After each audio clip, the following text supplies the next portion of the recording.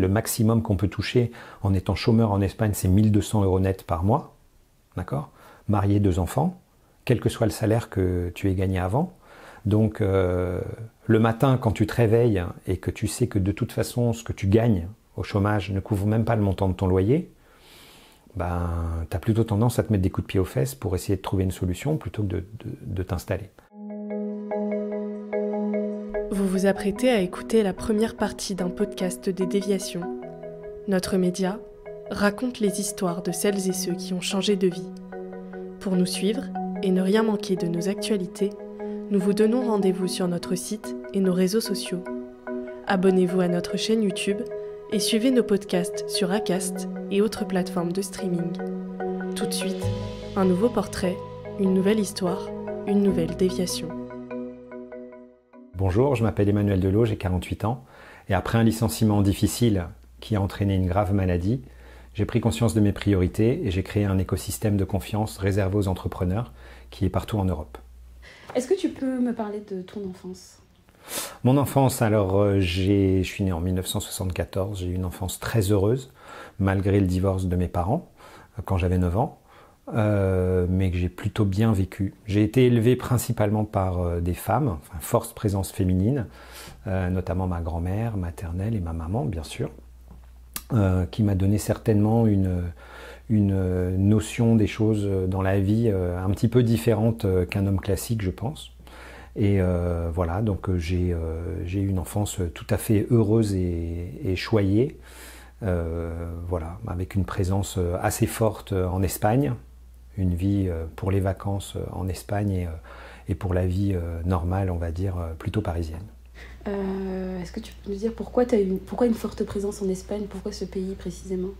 Alors, mes grands-parents maternels ont, dans les années 60, acheté un terrain et construit une maison à Palma de Majorque.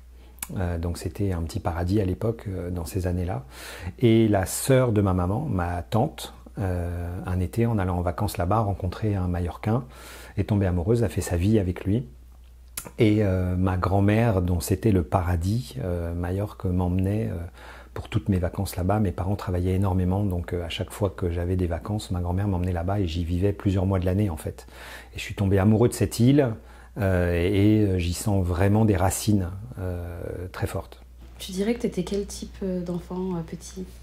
Alors j'étais plutôt un enfant assez actif, assez renfermé sur moi-même. Enfin, je suis fils unique, donc assez seul, pas beaucoup de copains en fait, pas très populaire. Je faisais pas partie des populaires, je faisais pas partie des gens cool de la classe, mais ça me pesait pas particulièrement. J'étais un petit peu dans mon monde, je faisais beaucoup de Lego, beaucoup d'introspection, et puis je passais beaucoup de temps avec mes aînés en fait.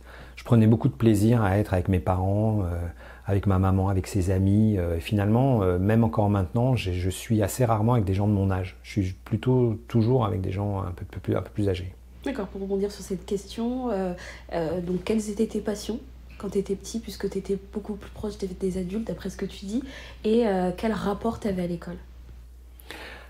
Alors l'école, c'était pas ma passion, vraiment. C'est-à-dire qu'en fait, j'étais plutôt un bon élève, jusqu'en 6e. Après, ça c'est un petit peu compliqué, je ne sais pas pourquoi. Mais en fait, j'avais l'impression de pas rentrer dans ce cadre en fait qu'on voulait m'imposer. J'avais hâte, très hâte même, d'arriver à la période de l'après-école où j'allais pouvoir faire ce que j'avais vraiment envie de faire. J'avais l'impression que c'était certes un passage obligé, donc je faisais le maximum pour me donner à fond, mais j'attendais avec impatience le fait de passer. J'ai jamais vraiment aimé étudier et faire des études. J'avais envie d'être dans la vie active très vite. Et tu avais des passions ?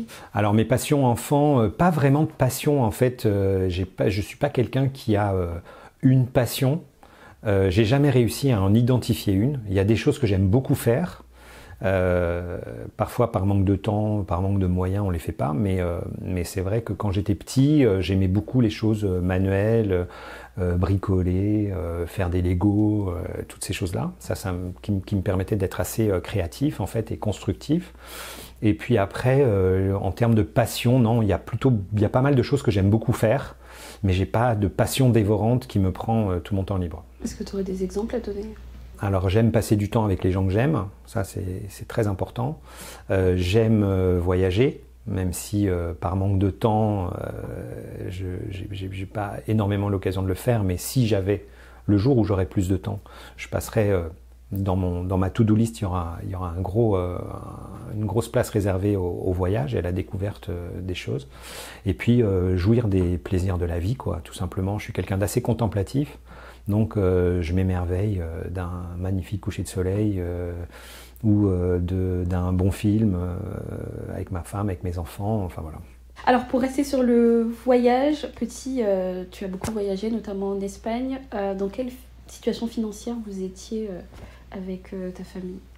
Alors j'ai eu la chance de grandir dans une famille bourgeoise, on va dire, donc assez aisée. Donc j'ai manqué vraiment absolument de rien. J'étais pourri gâté par mes grands-parents, mais pourri gâté dans le bon sens, c'est-à-dire avec énormément d'amour déjà, donc ça c'était le principal. Et puis après, matériellement, j'ai vraiment manqué de rien et j'ai des parents et notamment une maman qui a tout sacrifié pour que je puisse me construire, faire les études que j'ai fait, partir. Je suis parti vivre 1 an aux États-Unis.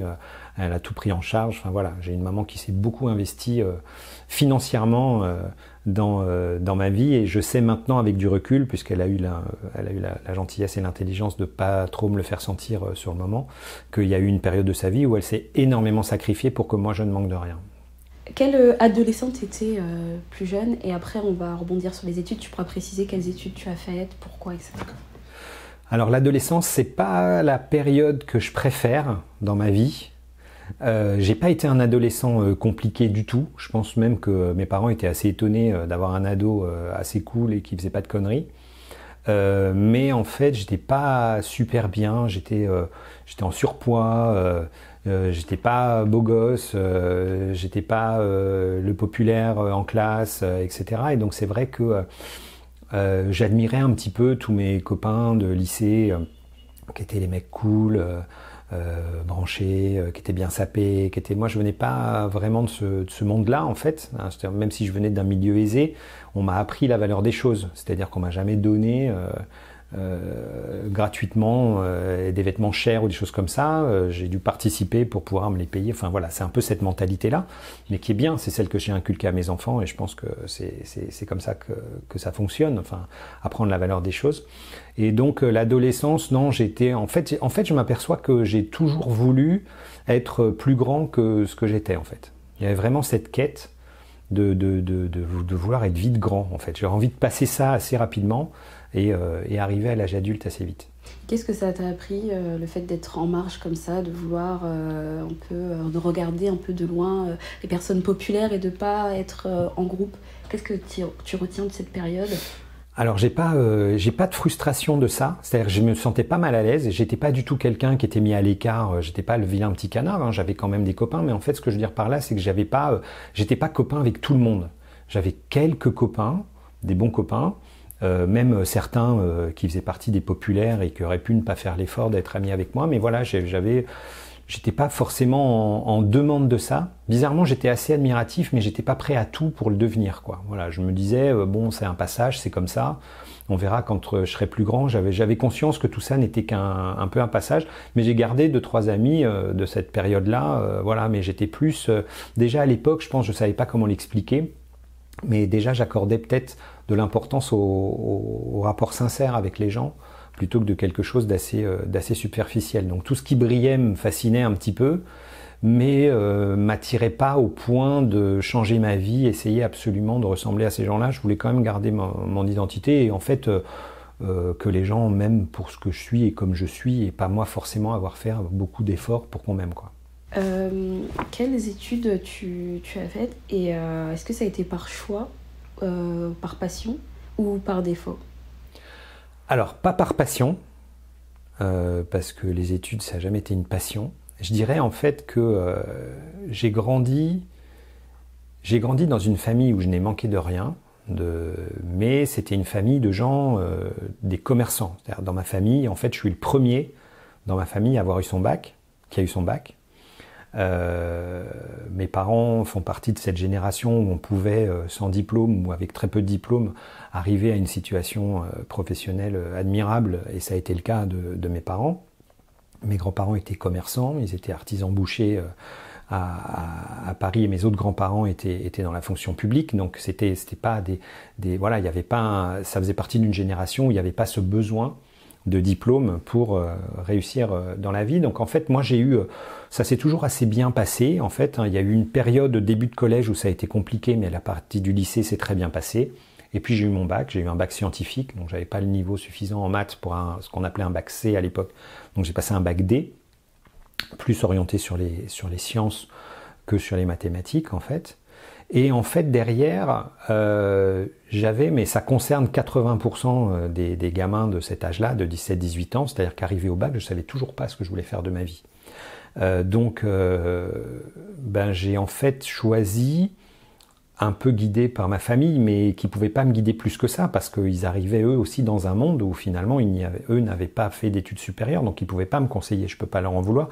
Donc finalement, on s'est tous orientés vers quelque chose qui me fermait le moins de portes possible. Donc en gros, à l'époque, c'était, il faut choisir, si tu es bon en sciences, choisis plutôt la voie scientifique, parce que même si tu reviens sur du littéraire derrière, c'est ce qui te fermera le moins de portes.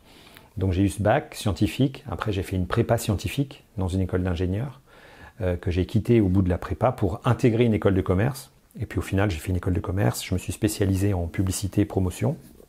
Et mon mémoire de fin d'études a été un projet de création d'entreprise, parce que j'ai toujours porté en moi, j'ai toujours été admiratif des grands patrons, des entrepreneurs, de ces gens-là qui avaient une vie, je les voyais diriger des entreprises, et je les voyais aussi avoir une certaine liberté, être maître un peu du bateau. C'est ça que je recherchais en fait, être maître un petit peu à bord, quoi. Tu dis que tu les voyais, est-ce que tu avais des exemples dans ton entourage même, ou c'était des personnes que tu voyais à la télé, ou des personnes qui t'inspiraient ? Alors déjà, j'avais l'exemple dans ma famille de mes grands-parents maternels qui étaient des entrepreneurs, hein. C'était des commerçants, mais ils étaient chefs d'entreprise. Donc à leur contact, et notamment au contact de mon grand-père maternel, j'ai appris ce que c'était que l'amour du travail, le goût du travail fait et bien fait, et puis surtout de ne pas compter ses heures. Mon grand-père, c'était quelqu'un qui se levait un jour sur deux à 2h du matin et les autres jours à 5h, et il faisait grasse matinée le lundi parce que c'était son jour de fermeture, et il se levait à 6h. Voilà, c'était ça en gros. Pour lui, la grasse matinée, c'était de se lever à 6h. Donc ça, j'ai appris ça. Et puis ensuite, oui, j'ai toujours été admiratif de ces grands entrepreneurs. Quand on commençait à en parler, j'adore lire des biographies d'entrepreneurs, savoir comment est leur vie, et de découvrir surtout qu'elle n'est pas parfaite, que tout ce qui les a amenés à ce succès, c'est un chemin assez chaotique finalement. Donc ça démontre que finalement c'est accessible à tout le monde. Il suffit de voir comment on appréhende les choses dans la vie et qu'est-ce qu'on fait des différentes épreuves pour apprendre à réussir. Donc il n'y a pas eu... après il y a les classiques, Steve Jobs et compagnie, dont j'aime bien les histoires, et puis voir un petit peu quels sont leurs parcours. Et j'aime bien les parcours un petit peu cabossés, de gens qui n'ont pas suivi forcément une voie royale. Et aujourd'hui d'ailleurs, les gens les plus brillants, soit que je côtoie, soit que j'admire, sans les connaître, sont très rarement des gens qui ont eu une voie royale avec des études magnifiques, avec un cursus magnifique. Ça n'empêche que ce sont des gens brillants et des gens intelligents, mais voilà, donc ça prouve que tout est possible en fait. Ça, c'est une réflexion que tu t'es faite après coup, durant ton cheminement, ou c'était déjà dès le départ quelque chose c'était déjà des personnes que tu admirais, des parcours un peu cabossés, un peu chaotiques, c'était déjà quelque chose que tu avais en toi?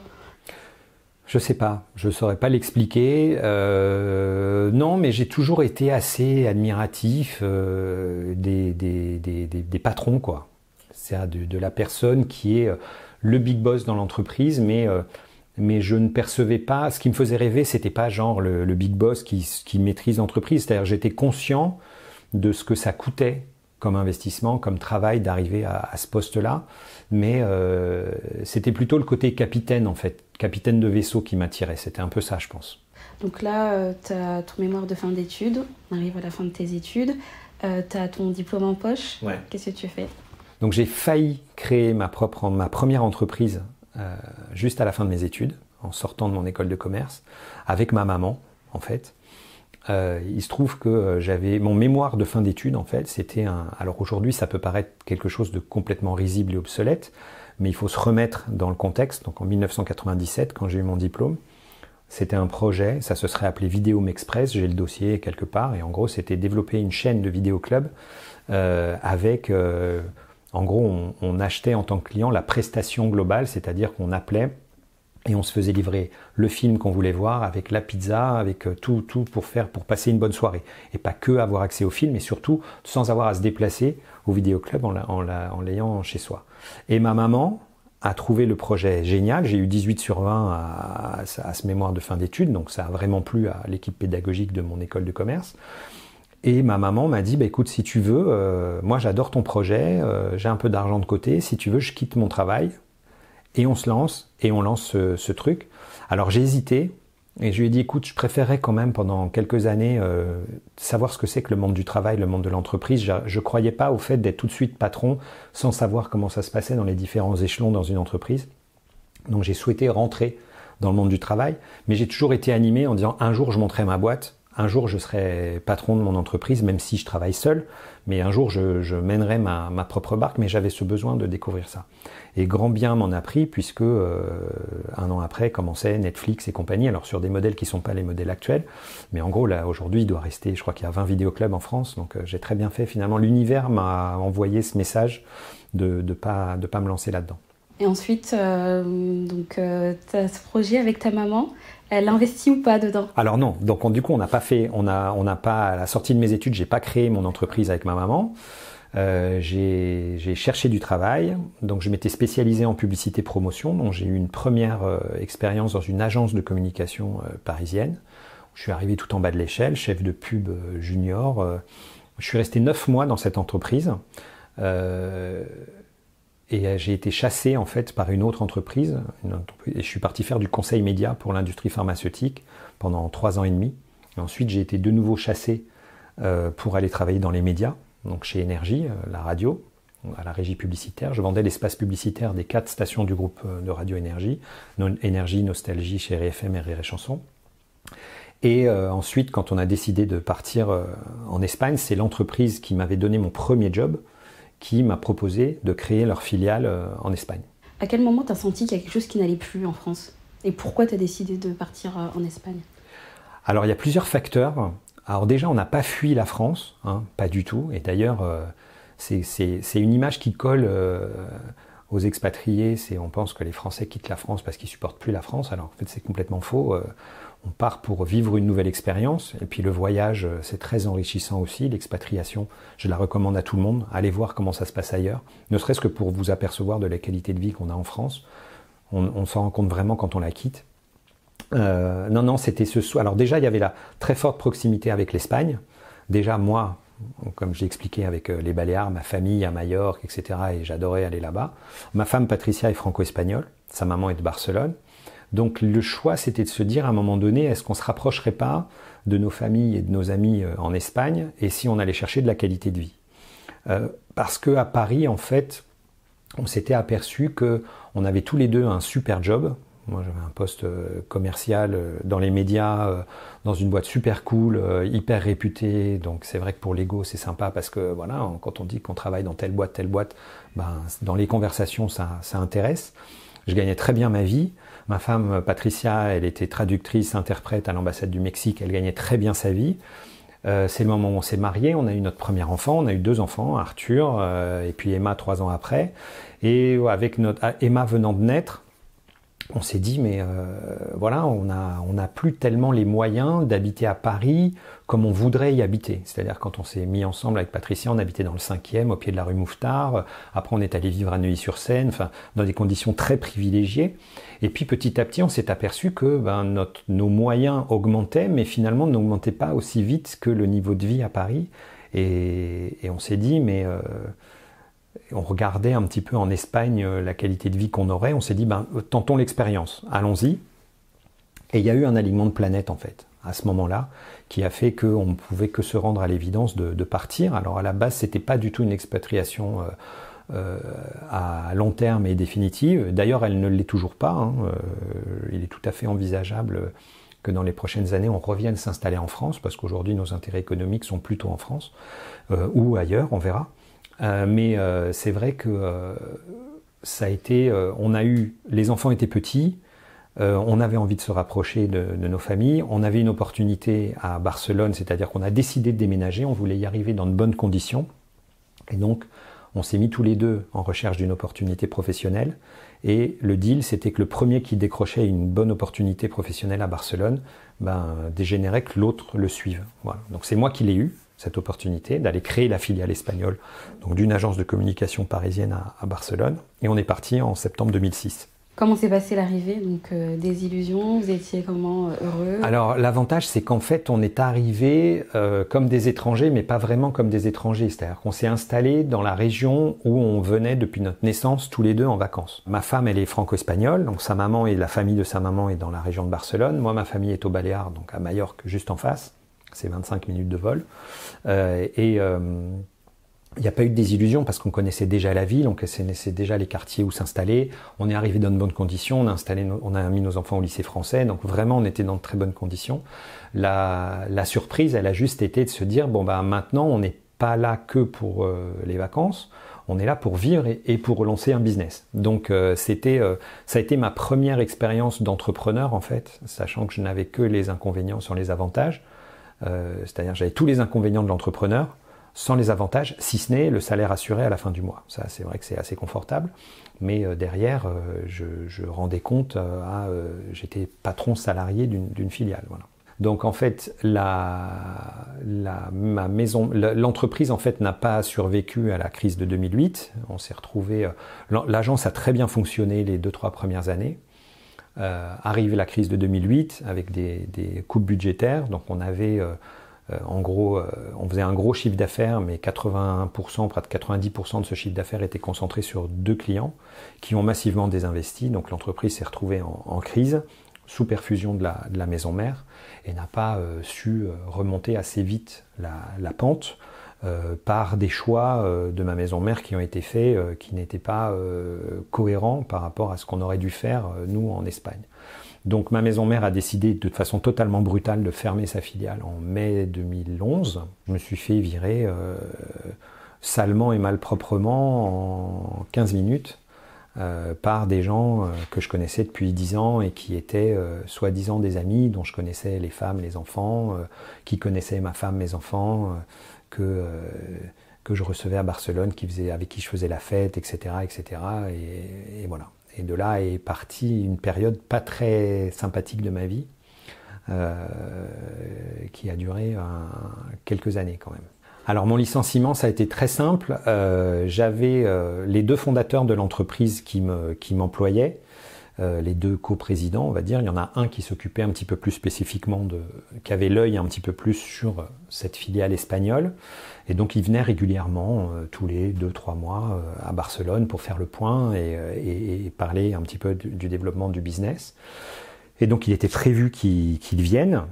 En fait, je l'ai fait courte, mais en gros, il a débarqué avec une avocate de Madrid pour être sûr parce que moi je commençais à avoir un bon réseau sur Barcelone, donc pour être sûr que je ne connaisse pas le cabinet d'avocats avec qui il venait, et tout de suite on m'a expliqué que qu'on fermait la boîte, qu'on dégageait, et j'ai eu en gros 10-15 minutes pour prendre le peu d'affaires que j'avais, mais je devais laisser l'ordinateur, tout, c'est-à-dire que j'étais assis à mon bureau. Il y a une scène qui est assez cocasse, c'est-à-dire que j'étais assis à mon bureau, quand ils sont rentrés dans mon bureau, j'étais assis à mon bureau devant mon ordinateur en train de répondre à des emails. Ils se sont assis, il y avait une petite table de réunion dans mon bureau, donc je me suis levé, je les ai salués, j'ai embrassé mon président, puisque c'était un ami, on s'est assis, et ils m'ont annoncé ça.